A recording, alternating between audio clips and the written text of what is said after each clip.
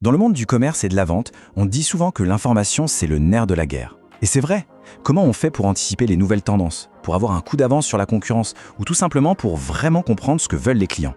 Eh bien la réponse, elle tient en deux mots, la veille commerciale. C'est la compétence clé qu'on va décortiquer ensemble aujourd'hui.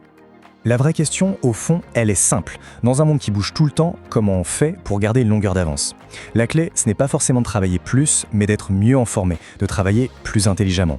C'est exactement ça l'enjeu de la veille commerciale, et on va voir concrètement comment la maîtriser.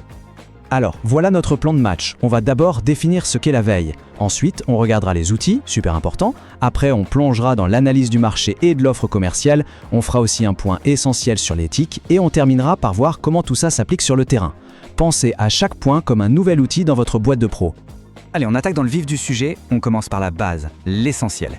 C'est quoi vraiment la veille commerciale? Comment on passe d'une montagne de données brutes à une info qui va nous servir à agir?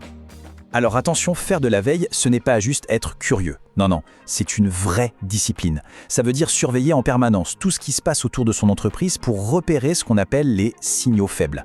L'idée, c'est d'anticiper les menaces et surtout de choper les opportunités avant tout le monde. Le but, ce n'est pas de collectionner des infos, mais de les transformer en actions concrètes, en décisions qui font la différence.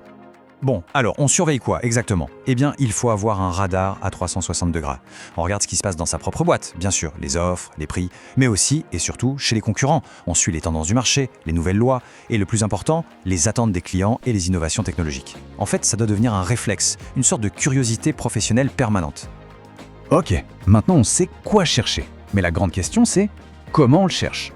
On va donc parler des outils indispensables du veilleur et surtout de comment bien choisir ses sources. En gros, il y a 4 grandes familles de sources. D'un côté, la documentation écrite. Vous savez, les rapports, la presse spécialisée, c'est fiable, c'est carré. Ensuite, il y a toutes les sources numériques, le web, les réseaux sociaux pour avoir l'info en temps réel. Troisième source, et on l'oublie trop souvent, les échanges humains. Une conversation avec un client, un fournisseur, c'est une mine d'or. Et enfin, les outils de recherche qui nous aident à automatiser un peu tout ça. Parce que le vrai défi, ce n'est pas de trouver l'info, c'est de ne pas se noyer dedans. Il faut absolument apprendre à faire le tri. Il y a l'info critique, celle qui demande une réaction tout de suite, et l'info de contexte, qu'on met de côté pour plus tard. D'ailleurs, petite astuce, des outils comme OneNote ou Evernote sont géniaux pour ça. Ça permet de s'organiser, de classer ses trouvailles et de ne rien perdre. Bon, on a collecté nos infos, on les a triées. Et maintenant? Maintenant, il faut analyser. Il est temps de comprendre notre champ de bataille, l'environnement commercial. Le marché, qu'est-ce que c'est au juste? C'est tout simplement le lieu, l'espace où l'offre des entreprises va rencontrer la demande des consommateurs pour un produit ou un service. C'est crucial de bien comprendre comment il fonctionne, sa taille, ses acteurs, pour savoir où on met les pieds. Et attention, un marché n'est jamais figé. Il a un cycle de vie, un peu comme tout. Quand il est en croissance, c'est génial, il y a des opportunités partout. Quand il est mature, les ventes se stabilisent, mais la concurrence devient hyper rude. Là, il faut innover pour survivre. Et enfin, quand un marché est en déclin, il faut être malin. Soit on se diversifie, soit on trouve une toute petite niche pour continuer à exister. Après la vue d'ensemble, on va zoomer sur un truc très local, mais super important, la zone de chalandise. En France à simple, c'est le périmètre géographique d'où viennent la plupart des clients d'un point de vente. Connaître cette zone, c'est la base pour adapter son offre et sa communication de manière chirurgicale. Regardez, en général, la zone la plus proche, qu'on appelle la zone primaire, c'est de là que viennent quasiment les 2/3 des clients. C'est énorme. Les zones plus lointaines, la secondaire et la tertiaire, apportent des clients mais de façon plus ponctuelle. Analyser ça, c'est vraiment une pépite pour optimiser sa stratégie locale. On a analysé l'extérieur, l'environnement. Maintenant, on va se concentrer sur le cœur du réacteur, notre propre offre commerciale. Du produit en lui-même jusqu'à son prix. Pour être un bon vendeur, pour être crédible, il n'y a pas de secret. Il faut connaître son produit sur le bout des doigts.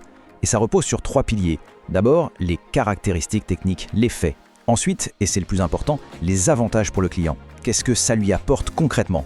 Et enfin, les arguments de vente. Qu'est-ce qui fait que notre produit est meilleur que celui du voisin?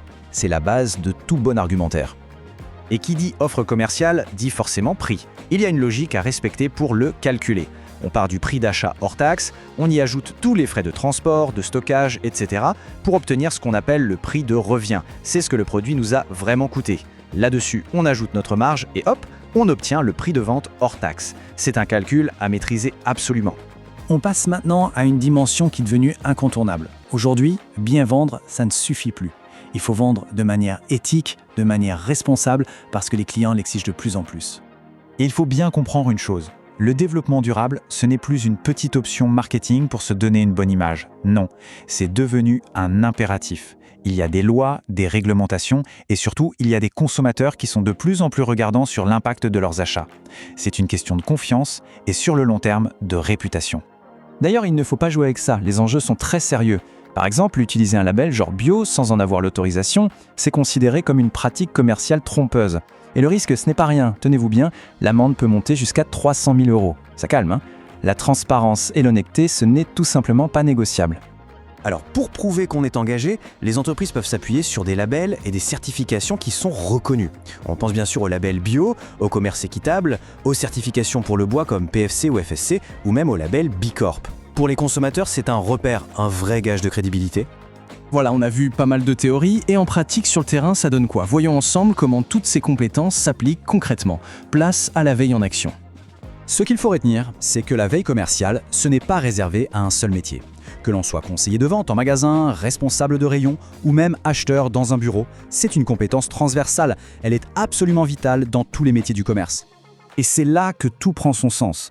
Un conseiller de vente, par exemple, va surtout faire de la veille sur les produits pour être incollable. Un responsable des achats, lui, va passer son temps à surveiller les prix des fournisseurs. Le vrai professionnalisme, c'est ça. C'est savoir trouver la bonne information, celle qui est pertinente pour sa mission à soi.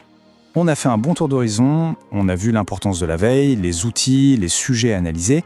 Maintenant, la balle est dans votre camp. Votre première mission de veille, elle commence maintenant, tout de suite.